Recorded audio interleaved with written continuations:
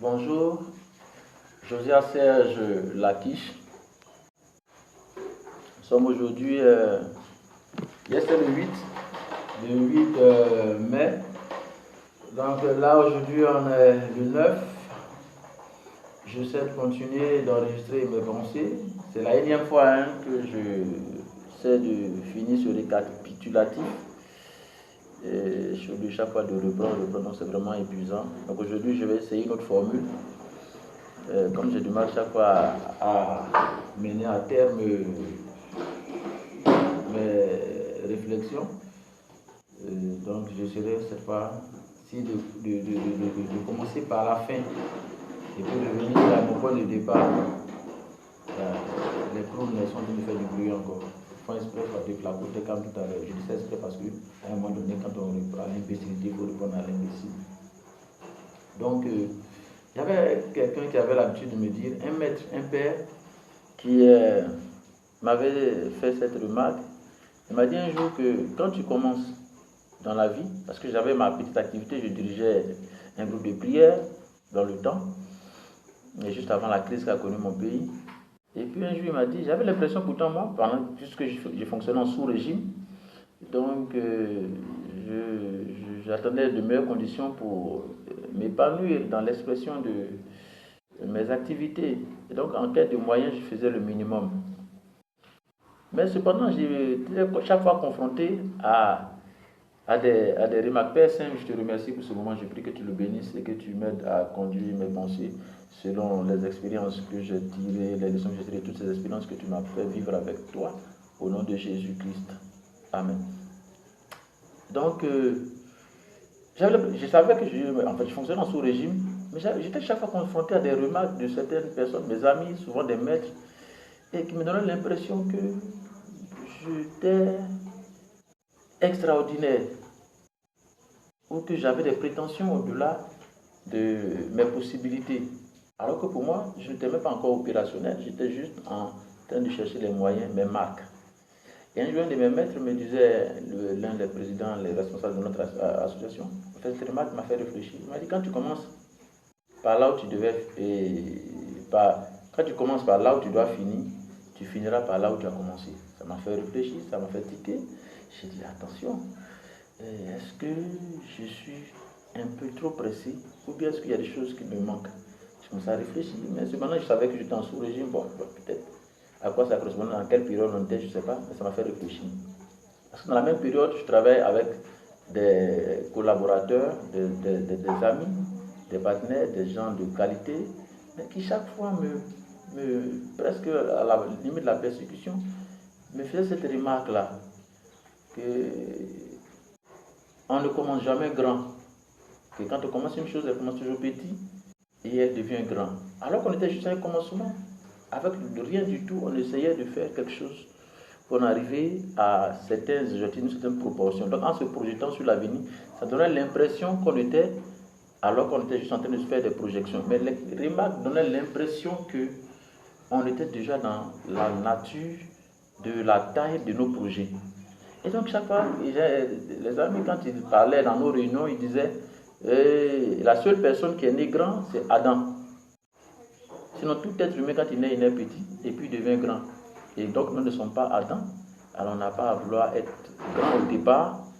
Donc, ça me paraissait quand même... Je me dis, mais pourquoi ils font toujours ce genre de remarques alors qu'on n'était que juste à l'état embryonnaire? Et donc, aujourd'hui, suite à toutes ces remarques, je me demandais si c'était des reproches, des persécutions, si c'était des attaques. Je ne sais pas, j'essaie de réfléchir. Mais je me rends compte qu'aujourd'hui, je suis à la plus petite expression de ma personne.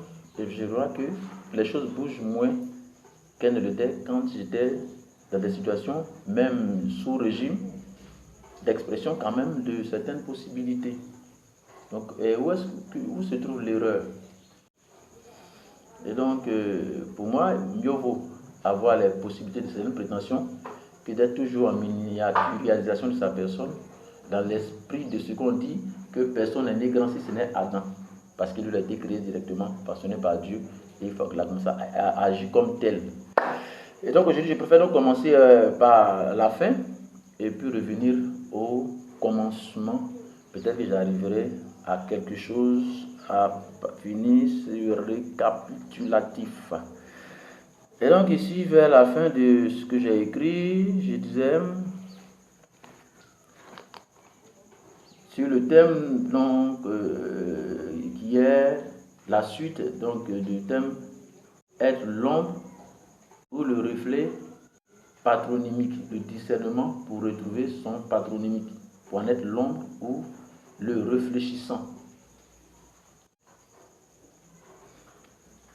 Alors donc, dans le dernier chapitre de ce que j'ai écrit, le prophète Kakou arrive en premier dans une maison inachevée.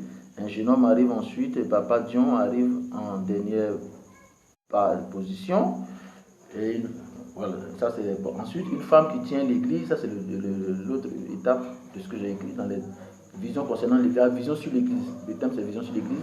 Ensuite, dans l'autre vision, le Seigneur me montre en 2000-2001 jusqu'à 2002, il me montre une femme qui tient l'église. Ça c'est entre 2010 et 2012, au moment de la fin de la crise. Une femme qui tient l'église, une colonne, la colonne principale de l'église, et fissurée, ouais, l'église qui a commencé à se fissurer pendant que la femme était là, est remplacée par la force de Dieu, par son Fils, et l'église est rétablie. Bon, j'essaie d'abréger. Enfin, une belle église totalement bâtie, attendant son pasteur avec ferveur dans la prière. Et puis ensuite, une pierre au fond de la terre, d'un trou, qui servait de guide à ceux qui étaient enfoncés à retrouver la porte de sortie. Et une personne qui marche sur les eaux pour secourir une génération de la noyade. On peut voir ça en Matthieu, le chapitre 14, verset 25 jusqu'au verset 32. Voici pourquoi je dis que nous sommes un investissement divin qui prévoit toutes choses à l'avance. Et donc, ces éléments que je viens de citer se rapportent donc à des visions que Dieu m'a données depuis cette période, depuis 2000, 2001, 2002, et puis ensuite vers les dernières visions entre 2000 et 2012, après quoi les visions se sont arrêtées. Tout ce que je vois maintenant là, je ne les prends pas trop en compte parce que je pense qu'il y a trop d'éléments qui peuvent concourir à une mauvaise influence. Mais dans cette période, j'avais une certaine présence et influence de l'esprit qui me permettait une certaine clairvoyance sur ce qu'il me présentait. Et donc, dans l'une des visions, après le départ du prophète Kakou Souverain, Dieu me montre une vision de l'église de la Côte d'Ivoire en ce moment et le niveau de l'église. À ce niveau de l'église, de l'investissement de Dieu dans sa construction de l'architecture de la Côte d'Ivoire à minima et au-delà, l'église était à un niveau du chaînage. Et dans cette vision, comme je dis pour moi, dans l'application de la parole de Dieu que je fais à ma personne, mon Éden à moi, qui se conforme à la parole de Dieu, c'est mon pays et son histoire que j'essaie de conformer à la Bible pour y voir le schéma de l'investissement divin dans sa construction de ma vie et de ma nation à minima. Et donc, dans ce schéma, je vois deux personnes qui représentent pour moi les deux oliviers de la nation. Et puis, dans l'un de ces schémas, le prophète qui vient en premier lieu, qui entre dans une maison inachevée qui représente l'église, et quand il arrive, il introduit un jeune homme qui vient ensuite après lui, et pendant qu'ils attendent, il y a une autre personne qui vient et qui représente la personne la plus emblématique de l'église en Côte d'Ivoire. Et quand elle arrive, le jeune homme, sous l'ordre du prophète, se met à genoux devant cette personne qui impose donc les mains à ce jeune homme, qui le bénit, qui transmet des paroles, et puis après quoi, cette vision est coupée.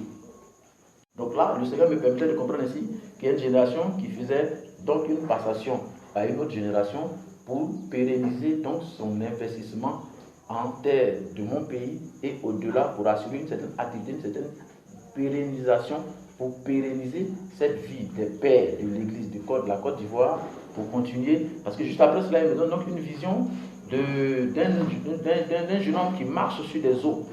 Et quand on lit l'histoire de l'origine de la création, comme j'ai toujours dit, que je pense que selon le schéma qui me permet de suivre, de comprendre, de suivre ces activités, au départ de la création, en Genèse chapitre 1, comme il commençait à me l'expliquer quand il s'est révélé à moi la première fois, Même quand on lit la Bible, vous verrez que la Bible, l'Esprit de Dieu se mouvait à la surface des eaux. Cette personne de nature spirituelle, qui peut-être était dans son corps, soit atomique ou dans son corps physique, matériel, était au-dessus des eaux. Mais comme la Bible dit l'Esprit, donc cette personne, cette pensée, cette idée,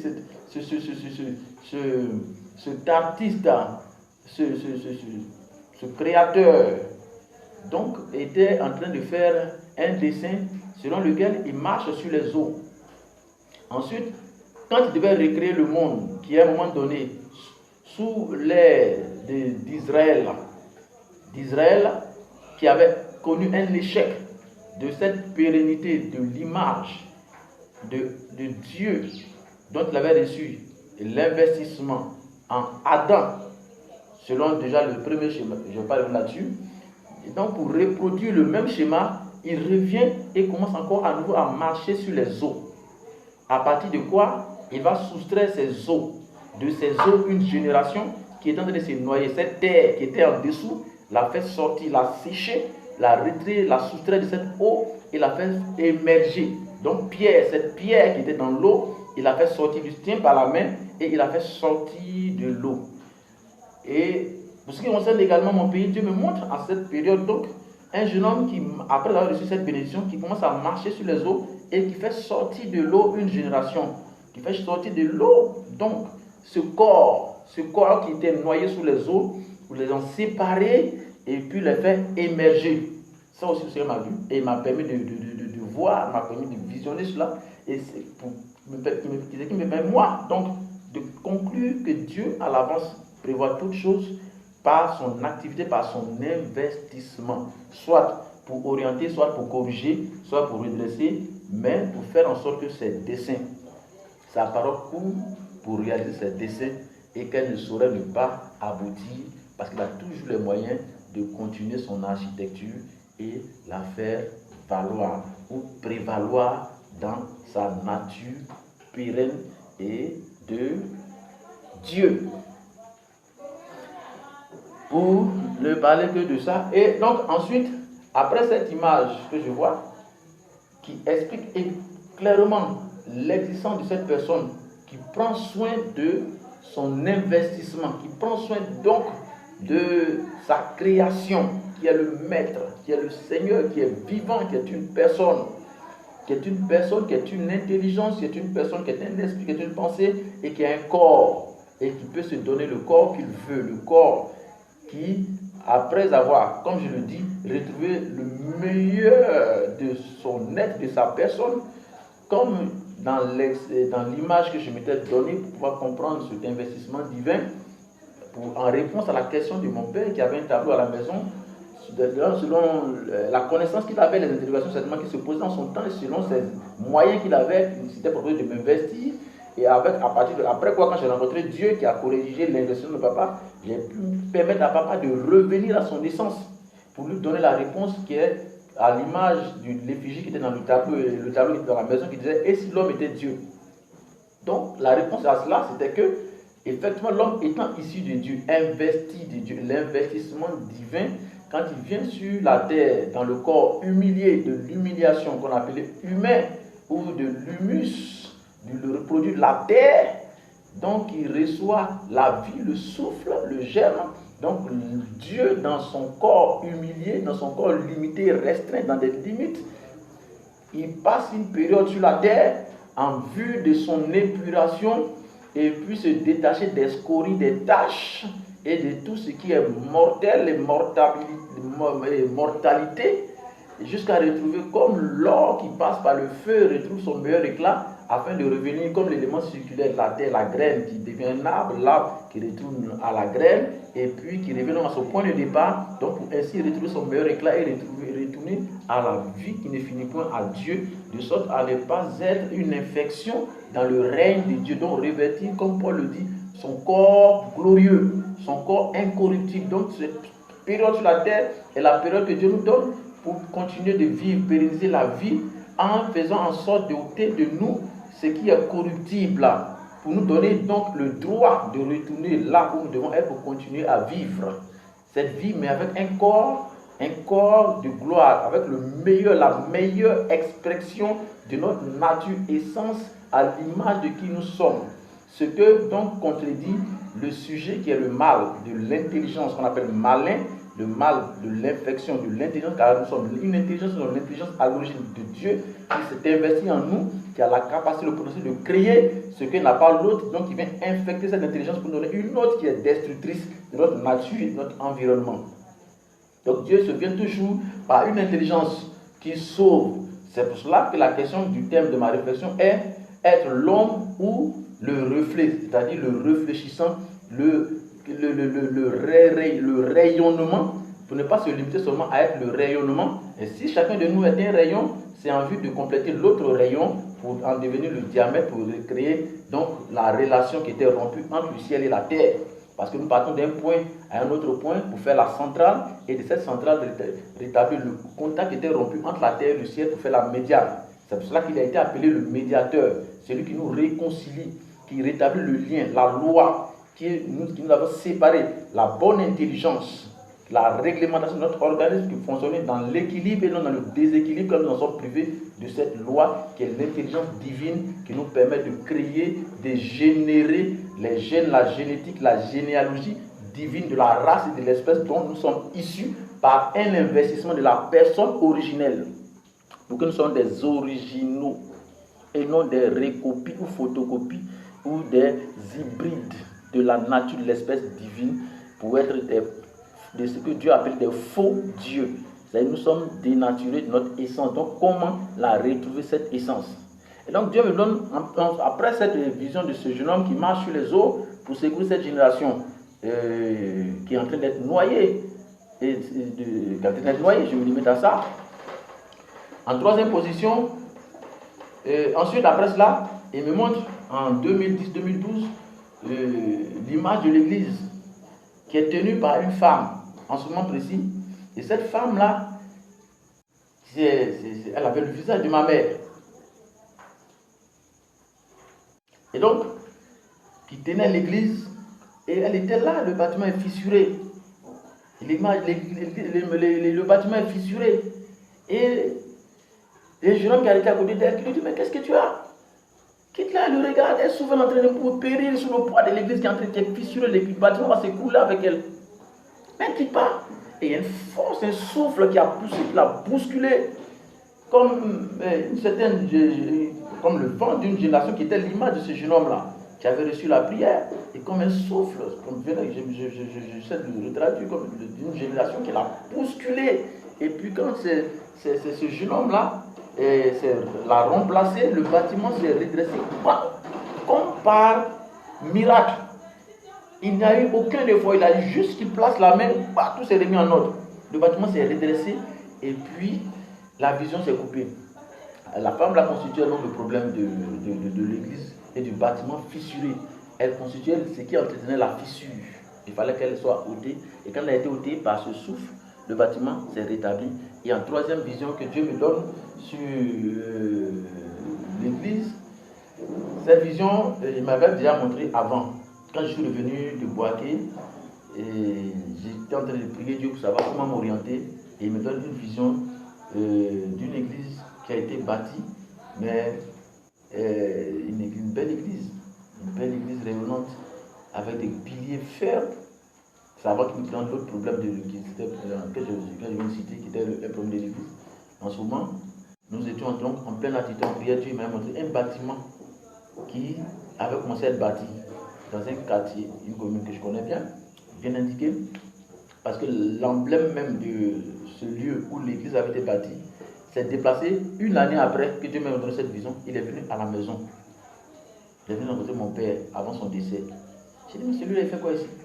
C'était non loin de là où Dieu m'avait montré un bâtiment qui regardait l'église, totalement bâti, belle, avec des piliers, et puis une église, et tout un peuple en train de prier avec ferveur, en train de prier. Ils attendaient quelqu'un qui était le pasteur. Et cette personne a été habillée en haillons, qui marchait tout doucement, et quand il est arrivé, ils lui ont remis une clé, et puis on a senti quelque chose, une ferveur, bon, j'ai pas, mais on a vu l'église se rétablir. Et il est arrivé, il a pris la clé et il est parti. Donc, mais il était bien habillé, mais il avait un costume sans cravate. Il allait dire, mais ce gars-là, il va et puis il n'a pas de cravate. Pourquoi il va? Et donc, j'ai vu cette vision de l'église que Dieu m'a montrée en ces 3 étapes. Et bien avant cela, pour dire que nous sommes un investissement de Dieu qui prévoit toutes choses à l'avance et que rien n'est le produit du hasard, parce qu'il y a un maître, un Seigneur, qui est le Seigneur de tous les esprits, de toutes les intelligences, qui les ordonne pour qu'elles correspondent à ses desseins, afin de traiter tous les mots qui peuvent être relatifs à ce que nous pouvons avoir comme mal de l'intelligence, pour ne pas être dans la mauvaise intelligence, mais avoir la bonne intelligence, parce que le mal intelligence ou la maladie intellectuelle, c'est ce que ça veut dire, mal intellectuel, malin, mal de l'intelligence, c'est une soustraction de la bonne intelligence. Ça veut dire être séparé de la loi, c'est-à-dire de Dieu. À partir de ce moment, nous avons une autre loi, un autre lien qui est un mal dans l'intelligence, qui est une intelligence, mais qui fait du mal à notre esprit, à notre âme, à notre corps, à notre organisme, à notre société, pour lequel il fallait revenir à la bonne intelligence, à la bonne loi, au bon lien.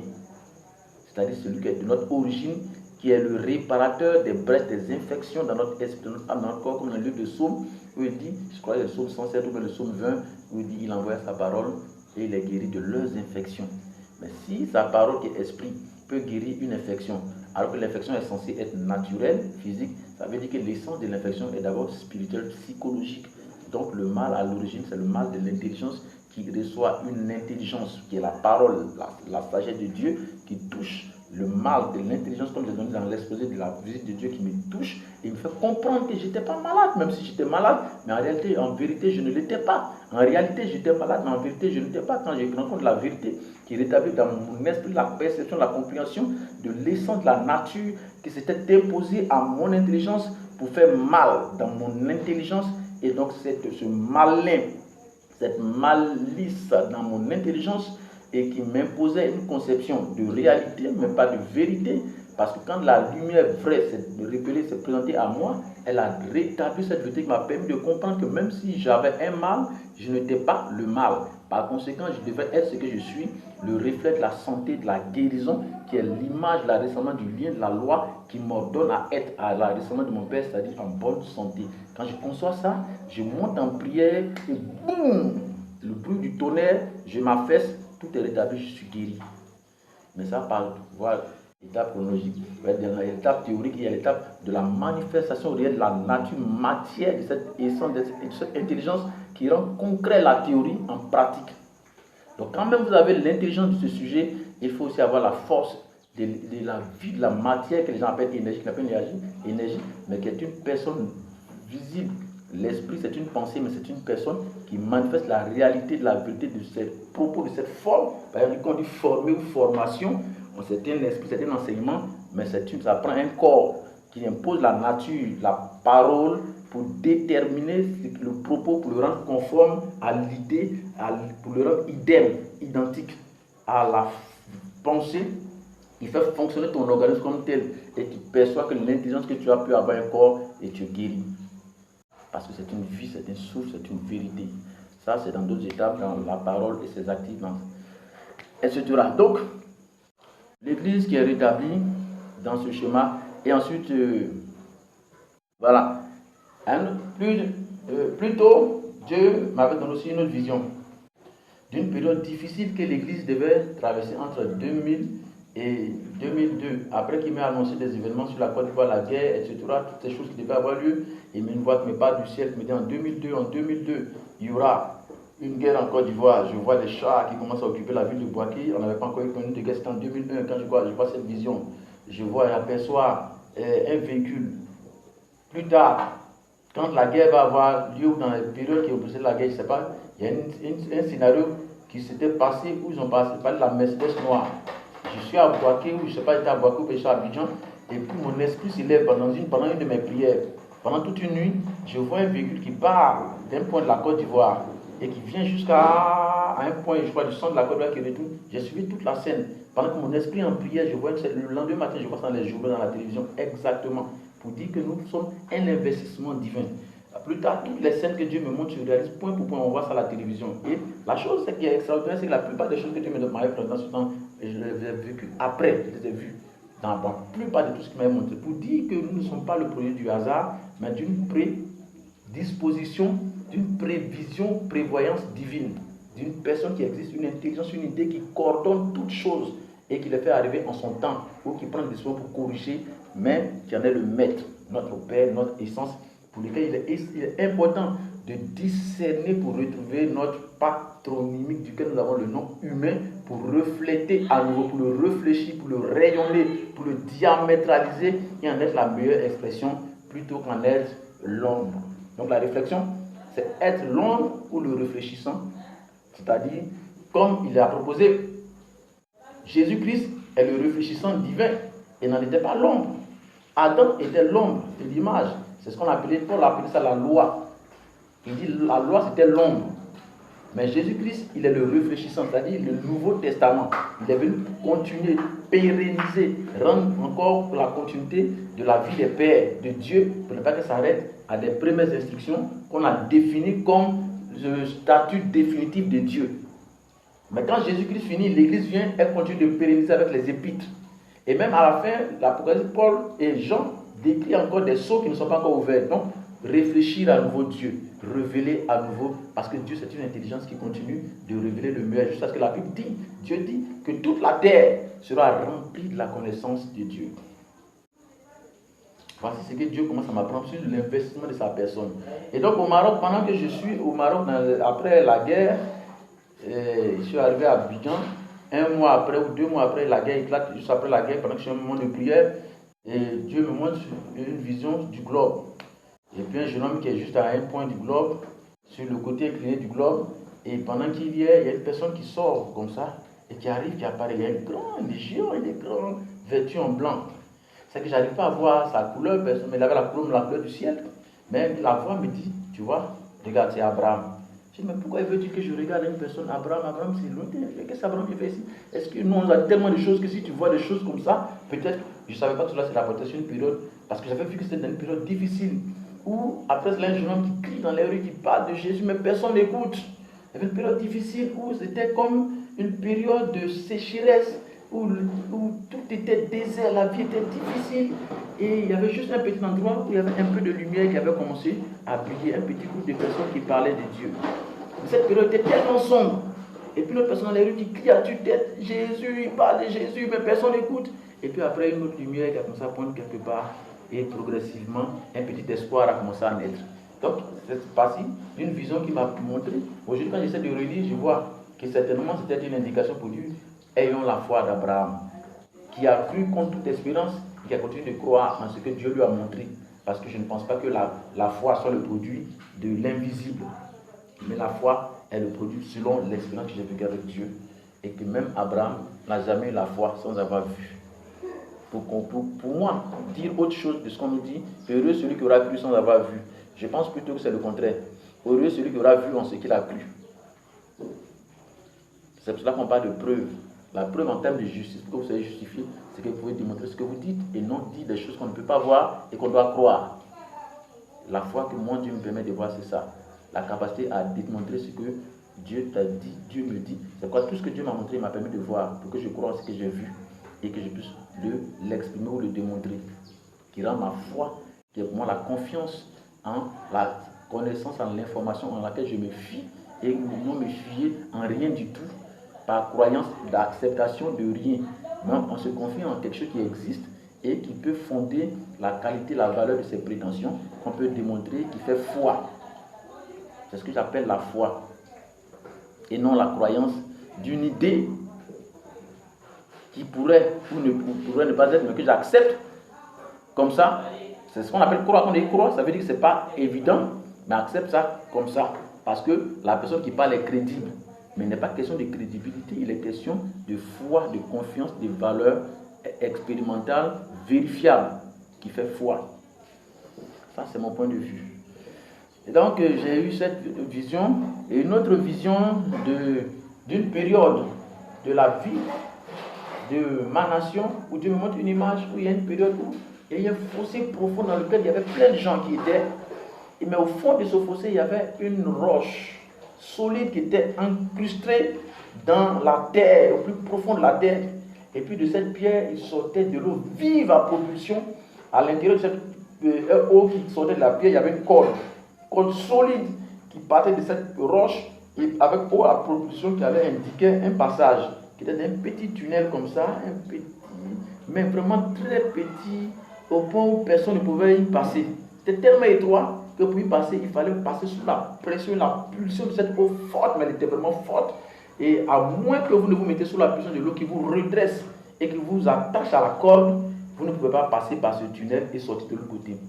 Et donc, la profondeur dans le trou dans lequel les gens était telle que, dans la vision, il me montre le globe. Et le globe est en forme comme ça, un peu circulaire, et les gens sont en dessous. Il y a un autre monde au-dessus. Et la situation des gens était dans le trou. Et donc, la roche était incrustée de ce côté-là. Et donc, elle donnait un chemin tout droit comme ça. Et qui te permet d'arriver, passer dans le tunnel. Et puis, à l'inclinaison de la terre, vous arrivez là à la rencontre de la ligne qui traçait la roche avec l'eau à propulsion, avec une colle à l'intérieur. Et quand vous tracez le tunnel, vous arrivez là. Et après de là, vous remontez à la surface. Et il y a un beau monde, la nature, un monde naturel, mais on entend des cantiques, des beaux cantiques, dans une telle présence rayonnante que de loin, j'ai vu donc ce beau monde où les gens revenaient à la surface. C'est sur la terre. Et le Seigneur me montre aussi cette vision et qui m'a permis de comprendre qu'aujourd'hui, c'est peut-être dans la vie que j'aurai à marcher ou qu'on aura à vivre, il peut y avoir des périodes difficiles, mais même au plus profond de notre désespoir, si nous pouvons nous attacher à ce rocher qui a suivi le peuple de Dieu, le peuple de la Bible et le peuple de toute l'humanité dans ces moments difficiles dont ils ont été abreuvés, à la source de laquelle ils ont été abreuvés, elle peut te conduire par le lien, cette corde de miséricorde, de ta misère, et te produit l'eau de vie, la vie nécessaire pour que tu émerges et sortes du plus profond de tes ténèbres pour ressurgir à la surface. Ces moyens existent de par la personne de cette loi, ce lien qu'on appelle Christ. Et donc, le Seigneur m'a permis de voir ça. Et j'ai compris que dans les moments difficiles, on peut compter sur Jésus pour sortir de nos difficultés. Et ensuite, après cela, j'ai quitté la maison familiale, j'habite une maison au quartier Maroc, dans mes petites activités. Et puis un jour, dans toute la continuité de l'investissement divin, j'ai eu un choc spirituel. Je venais de manger une nourriture, je ne sais pas quel genre de nourriture j'étais, je ne sais pas si j'ai mal mangé, j'étais intoxiqué. Et puis quand je vais me coucher, j'ai un malaise violent et tout mon organisme s'arrête. Je sens comme si tous mes nerfs ont explosé dans ma tête, tout est devenu tout mon corps. Je ne sais pas ce qui est passé, puis il y a eu comme une implosion, boum, mon âme est partie, précédée d'une vision, partie dans les airs. Je me suis vu en train de mourir, mon souffle s'est arrêté. Qu'est-ce qui s'est passé? Je ne sais pas. Après, je fais un AVC, je ne sais pas, mais j'étais mort. Et pendant que je partais dans les airs, transporté par des choses que je ne voyais pas, mais j'étais porté par des choses qui partaient vraiment quelque part. Et puis une voix me parle encore, la même voix. Et quand elle me parle, elle me dit, prie mon fils. Il dit, mais Seigneur, je suis mort. Il dit, prie. Et quand je commence à prier, je prie, à un moment donné, j'entends boum. Et je priais avec les paroles de Dieu. Je disais, quand tu es malheureux, crie, le Seigneur entend sa voix. Et c'est suivi d'un tonnerre, boum. Et je vois une sirène qui se casse. Et j'entends un cri, oh, quelque chose qui s'en va, une force ombre qui s'en va. Je regarde, je vois ma main libérée. Si Jésus criait pour moi, qui sera contre moi? Boum, une autre chaîne se casse au niveau de mon pied. Toujours avec le bruit du tonnerre. Ça fait toujours fort. Boum. Et après, on va citer des versets comme quand je marche dans la vallée de l'ombre de la mort, je ne crains aucun malheur. Boum, une autre chaîne. Boum, une autre. Et les 4 points de mon corps sont détachés. Et après cette voix, je me vois maintenant en train de redescendre de la hauteur dans laquelle j'étais. C'était des esprits qui me tenaient enchaîné, je ne savais pas. Et donc ils m'ont relâché, j'ai commencé à dire, j'ai vu de mes yeux, j'ai entendu, j'étais dans le ciel. J'ai pensé que j'étais mort, que c'était fini. J'étais conscient de tout ce qui s'est passé. Puis j'ai vu mon corps, je me suis vu en train de partir comme ça. Mon corps qui devenait petit, tout petit, loin, je suis arrivé loin là-bas. Et quand je redescendais, maintenant je vois mon corps, la maison, mon corps est devenu bizarre, comme si c'était bizarre, noir. Et je commençais à dire, c'est mon corps qui est comme ça. Et je commençais à revenir. Et quand j'arrive dans mon corps, je suis comme un souffle dans mon corps. Ça bille, je tourbillonne dans mon corps. Et puis à un moment donné, j'ai fait ça. Mais je passe au travers, mais rien ne réagit. J'ai fait ça, mes mains ne réagissent pas. J'ai fait ça, mes mains réagissent. J'ai fait ça, mes pieds ne réagissent pas. Après, je me retourne comme ça, je vois que ma tête est au niveau des pieds, mes pieds sont au niveau de la tête. Et je dis, mais qu'est-ce qui se passe? J'arrive, c'était terrible, ça faisait peur. Et puis à un moment donné, il y a eu comme un bruit, braque. Comme si j'étais rétabli. Mon corps était à nouveau lié à mon esprit.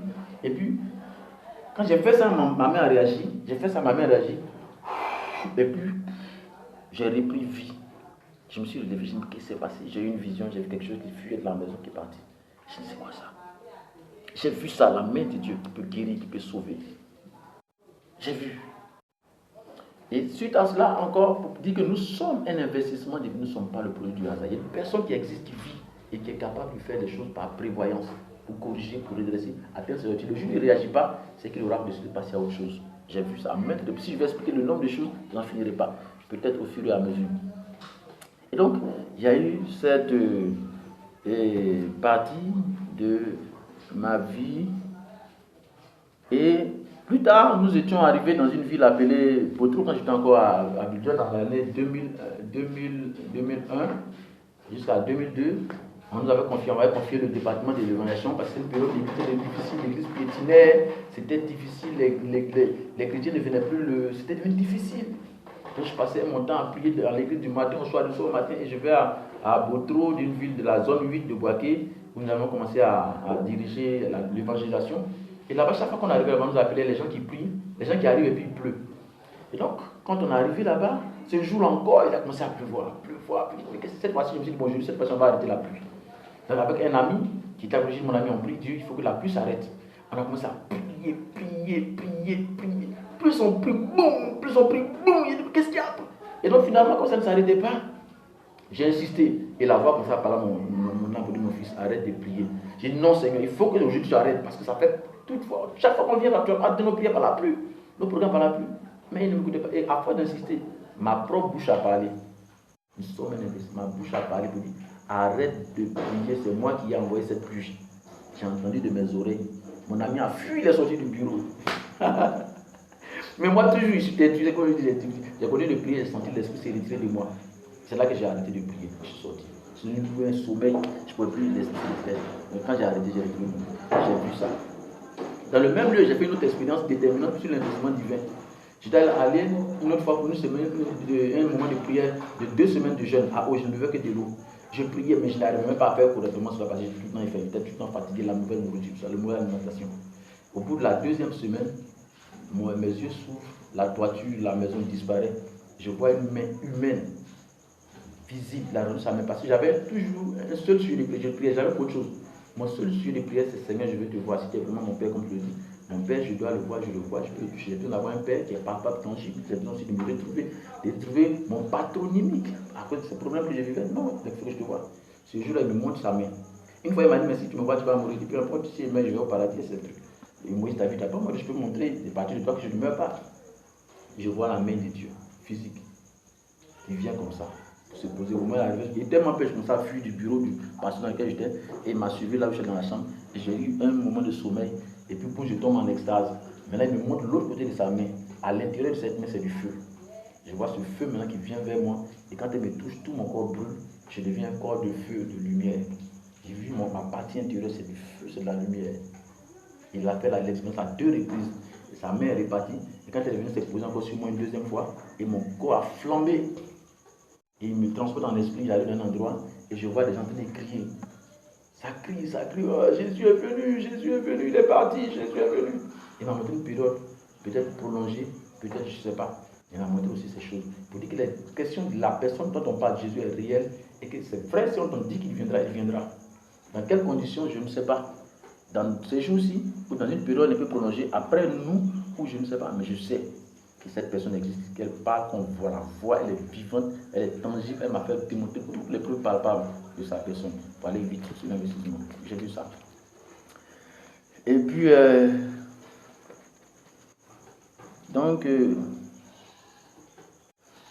j'ai vu aussi, parce que quand j'étais tout jeune, j'avais des expériences sur l'investissement, je l'ai déjà dit dans d'autres expériences, il y avait des messagers de Dieu qui me visitaient entre 4-5 ans et qui venaient me donner de l'eau que je buvais beaucoup d'eau. Je les voyais de visu.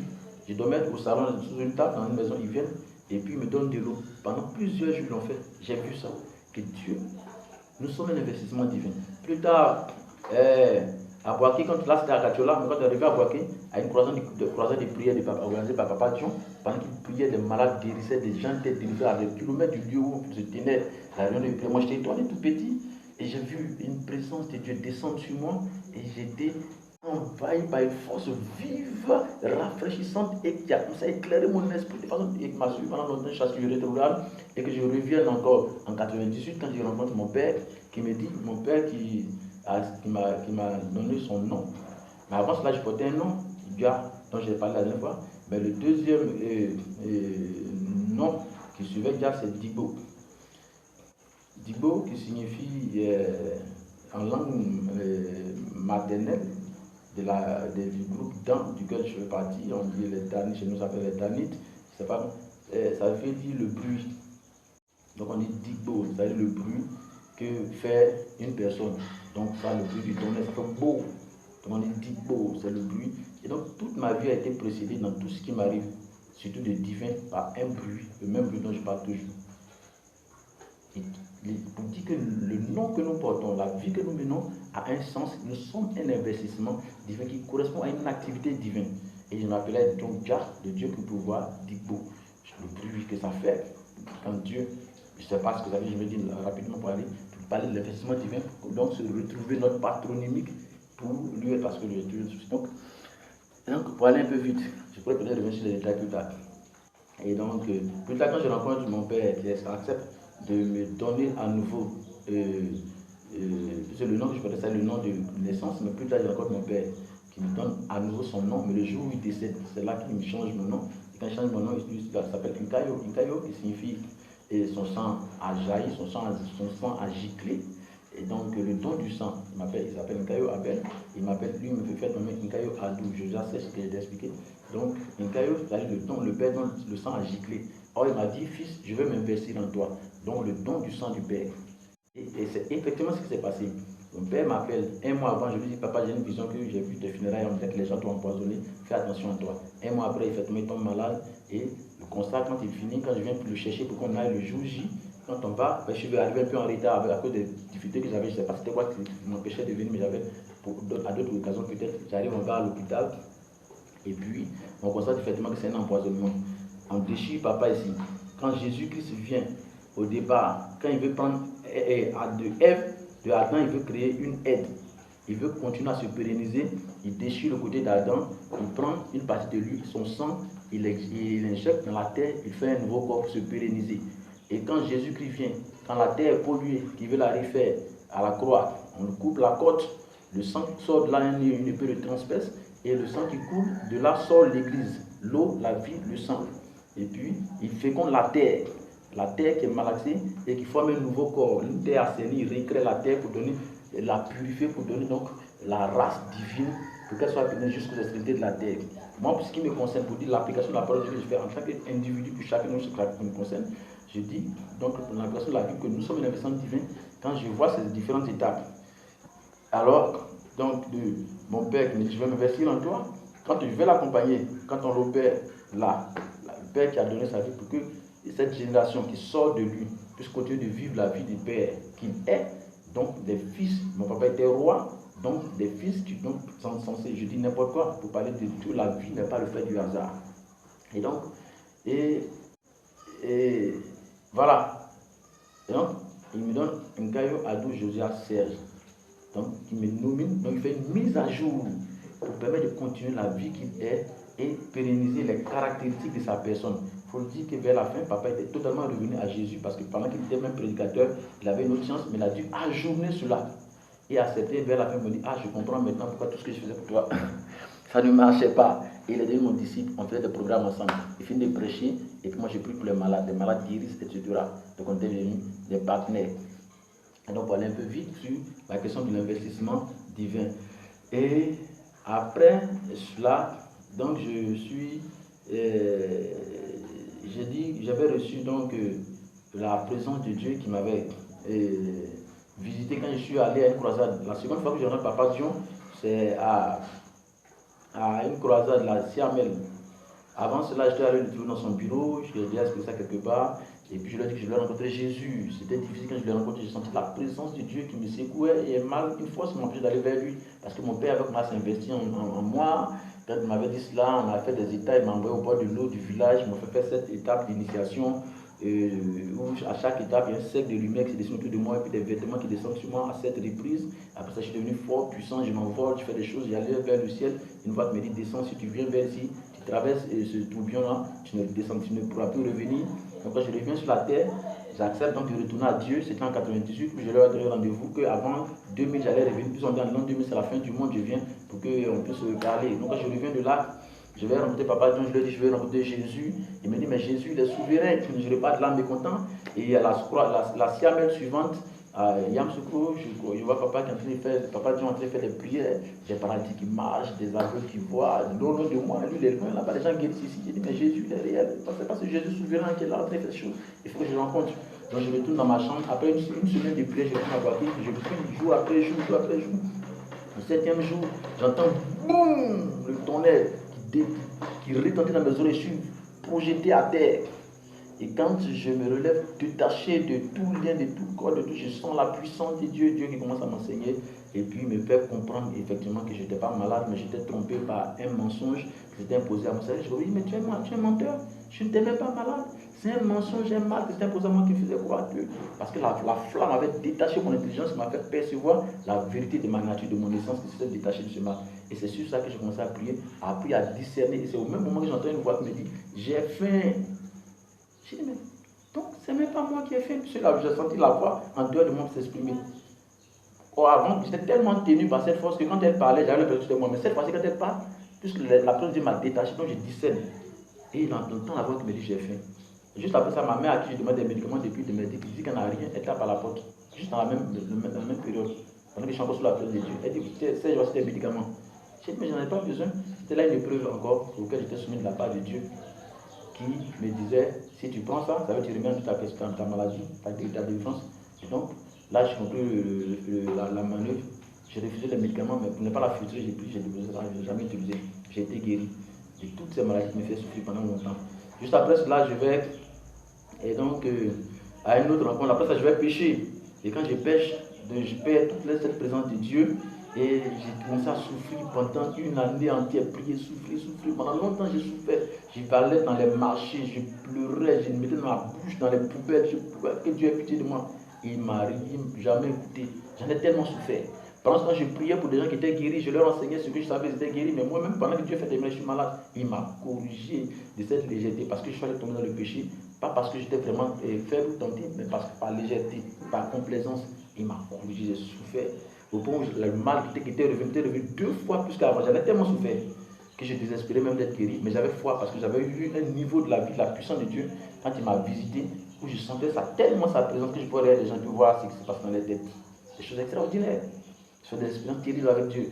Et puis donc quand j'ai pris cette présence, j'étais tellement malade que je décide donc d'avoir recours à Dieu. Et c'est là que j'apprends que le prophète Abou est venu sur Boaké. Je fais tout pour aller à cette croisade, mais j'ai peur parce que chez nous, il y a des lois qui disent que si tu vas l'obtenir sous discipline. Cette croisade-là, Dieu me dit, va vers lui. Pendant que j'hésite, le prophète dit, tu es un jeune homme ici, tu es en train de parler, viens ici. Mais j'ai peur parce que chez nous, la loi, si on nous attrape, l'église baptisée, on nous humains sous discipline. Je n'avais pas envie de ça. Donc quand je retourne sans le rencontrer, je suis tourmenté, je suis forcé de retourner, donc aller le rencontrer. Donc je prends un rendez-vous, je dis, bon, cette fois-ci, je vais sur Abidjan, je vais le chercher, je vais le trouver. Et avant de partir, Dieu me fait rencontrer quelqu'un. Je crois que je suis dans l'ancien précédent. Donc où la présence de Dieu descend, personnellement, je la sens. Et puis, après ça, je vais sur Abidjan. Je vais à Abidjan, Camille, quand il revient avec sa science, c'est tout là. Donc, je crois que ça jouait un peu vite. Donc, je rencontre le prophète Kakou Sévérin à Cocody. Cocody, dans ma langue maternelle, ça veut dire entre l'écorce, les dents ou les bancs, je ne sais pas comment on appelle ça. Et ça veut dire entre le bois et l'écorce. C'est là, à ce niveau-là, Cocody, à l'hôtel. Le Cocody que je rencontre là, le prophète, ce jour-là, avec croisade, avec Raoul Wafo, dénommé l'héritage de l'onction. Et donc, c'était la dernière fois que j'allais le rencontrer. Et donc, là, à cette rencontre-là, à l'hôtel communal de Cocody, je rencontre le prophète, je lui dis, papa, s'il te plaît, bénis-moi. Il me prend, il me met là comme ça. Et puis, il ne s'occupe pas de moi, il est en train de parler d'autres personnes, mais tout le temps, depuis on est en train de dire, on est là, les gens, j'avais peur que les gens de mon église viennent me trouver là. Et dans cette peur, je commence à lutter avec lui, il faut qu'il me laisse, je ne vais pas partir. Au bout d'un moment donné, quand il me bénit, Parce que je luttais, je faisais tout mes leadership par peur. L'onction de Dieu descend sur mon bout, je suis fauché, j'ai la tête qui frappe le sol. Pendant que je suis sous la puissance de Dieu, je ne sais pas pendant combien de temps, je suis totalement délivré. Toutes les forces pour lesquelles, avec toute l'onction que j'avais, prié, Dieu me disait faire toutes les choses, je n'ai pas pu être délivré. J'ai reçu l'impression de mettre qui je voulais, je n'ai pas été délivré. Juste que Dieu te bénisse. Pour dire qu'à un moment donné, il y a des gens qui ont été investis dans cette Dieu. Il est important, quoi qu'on sache, souvent de rencontrer la bonne personne, la personne dit que Dieu te bénisse, pour lequel tant de souffrance ne correspond que juste à une parole dont il est l'investissement. Que Dieu te bénisse, ça change la situation. J'étais guéri, c'était une sorte de truc qui était dans mon corps. Boum, il est parti. Aussi simplement, quand j'ai rencontré juste la personne indiquée que Dieu te bénisse. Il n'a pas fait d'effort. C'était juste qu'il représentait la force nécessaire pour que cette force soit cassée. Boum, que Dieu te bénisse. Simplement, le mal est parti. Hey, toute la dimension qu'il y avait là, c'est ça qui est parti comme ça. Parce que je ne croyais pas que je serais guéri quand venant le voir. Je voulais qu'il me dise quelque chose. Je savais dans mon cœur que Dieu, il devait me parler. Je ne sais pas quoi, mais donc je venais pour qu'il me donne un conseil qui allait m'aider dans mes prières à surmonter. Mais juste son que Dieu te bénisse, c'est ça qui m'a délivré. Je suis parti de là. Après ça, j'ai commencé à regretter pourquoi je suis allé si vite. Je me suis dit, bon, je prends un autre rendez-vous cette fois-ci, il faut que je parle bien avec lui. J'apprends à une prochaine rencontre qu'il est parti à une Siamel. À cette Siamel, la papa nous dit de revenir à la maison. Donc il arrête la Siamel. Moi, je suis à la maison, je pleure, je suis malade parce que je sens qu'il y a quelque chose d'inachevé. Il fallait que je parle avec lui. Et puis, pour mes yeux, il me montre tous les événements qu'on a vécu encore presque aujourd'hui. Et une femme qui fait des choses extraordinaires, qui a des yeux en lumière, en feu, elle fait des choses bizarres. Et puis après ça, le ciel qui s'ouvre. Je vois des étoiles qui sortent, qui commencent à survoler la surface de la nation de la terre, qui survolent comme ça, et puis qui descendent là. Il y a une étoile qui descend, non, là où je n'étais pas, une autre au bord de la mer. Et du coup, la vision que je voyais, la femme qui s'est battue avec un jeune homme, c'était au bord de la mer, et puis une étoile qui est tombée là. Donc quand elle a été, à la fin du combat, quand elle est partie, le jeune homme s'est retourné, il allait prendre l'étoile, et il s'est rendu compte qu'à la place de l'étoile, c'était une colombe. Et puis bouf, la vision s'est coupée. Donc Dieu m'a montré une sorte d'événement, des choses, des êtres qui étaient dans la société, qui faisaient des choses terribles. Toutes ces choses, je les ai vues. Mais c'est une réalité que j'ai vécue sur une certaine période. Donc nous sommes un investissement divin. Je dis un peu, je vais essayer de rapidement boucler cela. Peut-être qu'à d'autres occasions, je vais revenir sur l'essentiel et dire d'autres choses. Mais pour confirmer qu'effectivement Dieu existe et qu'il faut revenir à Dieu, à ce lien essentiel, originel, qui va nous rétablir, nous refaire, nous permettre de dompter cet élément hybride qui se nourrit de notre vie et qui nous détourne à ses fins. C'est parce que Dieu m'a appris que le sujet est féminin. Et ses désirs se portent vers le masculin. Donc c'est l'heure que les masculins retrouvent leur masculinité et rétablissent l'ordre pour être les pérennisants divins de l'espèce, de la race divine sur la terre, pour générer la nature, la pérennité de Dieu et le royaume, la civilisation divine. C'est pourquoi Dieu instruit Adam, Dieu instruit les pères pour instruire les fils à retrouver leur essence pour réfléchir à nouveau Dieu, pour le refléter, pour le rayonner, pour continuer de développer Dieu jusqu'à que la terre entière soit pleine de la nature, de la race divine, des fils de Dieu qui ont retrouvé leur essence, pour que le sujet reprenne sa place et qu'ils expriment le verbe, le germe, qui est la personne de leur divinité de Dieu, de leur nature adamique originelle, de Jésus, des sauveurs, des masculins qui sauvent donc leur famille nucléaire en exprimant le meilleur d'eux-mêmes par l'investissement dont ils sont l'objet, et que le sujet se nourrit, se gave pour avoir l'autorité, c'est la parole, l'instruction, l'enseignement, la forme, la formation qu'ils sont, pour se donner forme, un corps pour exister et assujettir les fils, les princes, les héritiers que nous sommes de Dieu, notre Père. J'espère que j'ai fini ce récapitulatif. Et donc, j'espère avoir dit l'essentiel sur toutes ces choses. Et donc, je vais m'arrêter là. Donc, pour dire que, effectivement, nous sommes un investissement divin, que Dieu me bénisse, et qu'après cela, qu'il m'aide donc à retrouver le meilleur de ma vie, de moi-même, et que les moyens dans ses compassions. Quand Jésus-Christ est venu, il a dit une chose essentielle. Il est venu à une période où la terre était assujettie par le sujet féminin. Pourtant lui, Jésus-Christ, le maître, le pourvoyeur, elle lui dit, change ces pierres en pain. Elle voulait du pain, elle voulait des fils de Dieu dont elle allait se nourrir comme le serpent qui, dans le jardin, dit à Ève, mange ce fruit, viole les règles, les lois, les principes, pour que tu sois égal à ton maître. Elle veut s'égaliser. Elle dit à Jésus, change ses pieds en pain. Mais elle demande à quelqu'un de pouvoir. Parce que puisque Dieu dit, tes désirs se porteront vers l'homme. Mais si le sujet qui parle à Jésus dans le désert est plus grand, pourquoi lui demande de lui donner du pain? Parce qu'il reconnaît en Jésus l'autorité suprême dont il avait besoin pour exister. Et il dit, parce que tous les royaumes de la terre m'ont été donnés. Mais si tous les royaumes de la terre lui ont été donnés, que vient-il faire à demander du pain? Et mieux, quand Jésus revient pour dire que les fils de Dieu doivent retrouver leur essence, il dit le Fils de Dieu n'a même pas un coin où reposer la tête. Et cependant, il pouvoir. C'est à lui que la femme l'a dit. Syrophénicien, mais quoi? Peux-tu me donner un peu de guérison? Il dit non, c'est pas pour les petits chiens. Il ne parlait pas, puisqu'il est venu pour les malades. Il parlait à qui? Il parlait encore au même sujet, qui voulait encore quelque chose de la nature, de l'expression de l'autorité, du pouvoir, de la puissance de Jésus. Quand elle demandait, réclamait une partie, il dit non, c'est pas pour les petits chiens. Donc il est l'heure que les fils de Dieu retrouvent leur sens pour rayonner à nouveau la nature, l'essence divine, et se détacher des tâches de le mal, de l'infection intellectuelle, de la maladie intellectuelle, du mal intelligence, plutôt la bonne essence de Dieu pour rayonner et gestionner le bien de Dieu, qui est cette terre qui nous a donné, au nom de Jésus-Christ, qui signifie simplement au nom des principes de Dieu qui sauvent. C'est dans une langue qui est dans toutes les langues. Pour ceux qui ont des problèmes de terminologie, pour ne pas se priver d'une vérité qui est essentielle. Que Dieu bénisse toute la terre. Je voudrais dire paix à toute la terre, paix et guérison au nom de Jésus-Christ. À bientôt pour activons, parce que c'est nous qui agissons pour réfléchir à nouveau la divinité. Activons la délivrance.